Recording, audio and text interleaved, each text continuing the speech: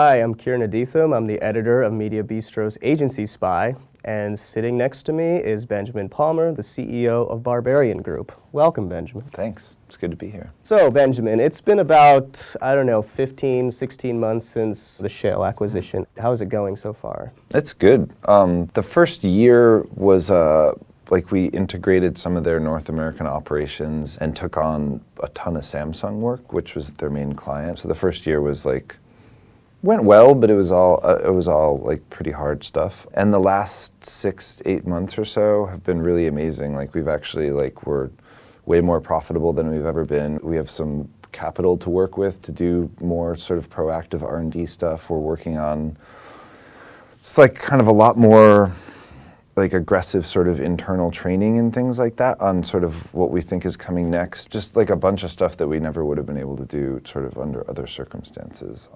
So I'm really happy, and the Shale guys have been, helpful when we need help and pretty hands-off in terms of day-to-day management or anything like that. I think the autonomy is a good part, right? Yeah, that was it. I mean, that was sort of the attractive thing for us was just that it was they're sort of almost like an independent holding company. They don't own any other digital agencies. They don't really have this whole previous infrastructure or what I would consider maybe some bad habits from traditional marketing. So we're pretty much free to take our own sort of course, in terms of strategy. So it's shaping out pretty good. And I mean, I think it's we're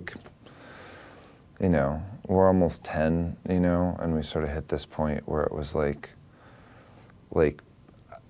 we knew what sort of bootstrapping it still was going to be for the next few years, and it was kind of time for a new adventure. I mean, it seems slowly but surely we're seeing maybe more indie digital shops being acquired. I don't know if it's a trend. I mean, but I guess what you guys... I think it's for our generation, it's sort of, it's a good decision making, because was it Firstborn? I was just going to say Dentsu and Firstborn. I mean. Yeah, I think those guys and half a dozen other people have been around for about, give or take, about 10 years, and that's that's a certain sort of lifetime, and I mean, I think a lot of it is just 7, 8, 9 years, right. You're kind of you know what, I wanna do this a different way. And I also feel if you've built your culture for that long, it's hard to break. You know what I mean? If you're only doing it for a couple of years and then you make some big business change like that, your culture and ethos is pretty fragile, but right.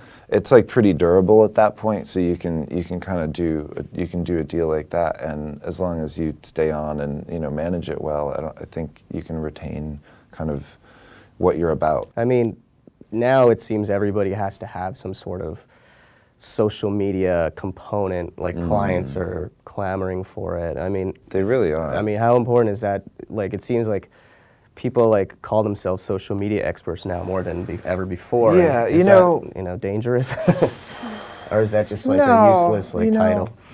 No, it's not useless. I like it when it's sort of done right, because it still ends up really being about kind of good content and experiences. And if you think about social media as just an amplification of something that you're doing that's actually interesting, that then social media is just people talking about something that you did that was cool. That's awesome and really cool, and kind of what I think is the new generation of media planning, really. And so that's sort of what we're shooting for. Yeah, it shouldn't be having to pull teeth for to get the word out. Yeah, totally. Yeah, you just focus on ask yourself a lot, are people actually going to like this? Yeah. Do I like this? Am I just kind of, shilling or what? There's a lot of smaller companies out there that, maybe hire a whole bunch of kids just to manage people's social media channels and things like that. And that can be pretty dangerous. Mostly because the internet's permanent now. Yeah. You know what I mean? Whatever you're saying now, there's going to be a record of that. Forever there, yeah. Absolutely forever. Which that and the cockroaches, it'll be there forever. Totally forever. So it's kind of, it's not a good idea if you're a big brand to have people that don't really know what they're doing, kind of out there. I think most brands are sort of coming around to understanding that actually the most permanent medium is the digital one, sort of, for what your brand is about and for what your behavior is on the web and things like that. the magazines get thrown away, you know, much faster than like the Twitter searches do, Right, or right. like, you know, the old web page on the archive does. You know? Yeah, even when they take the tweet down, it's still there. It's definitely still there. You have the archives here. Yeah, for better or worse, I know. Yeah. Well, thank you, Benjamin. And we'll be back tomorrow to discuss more with Benjamin here on Media Beat, which you can watch on mediabistro.com.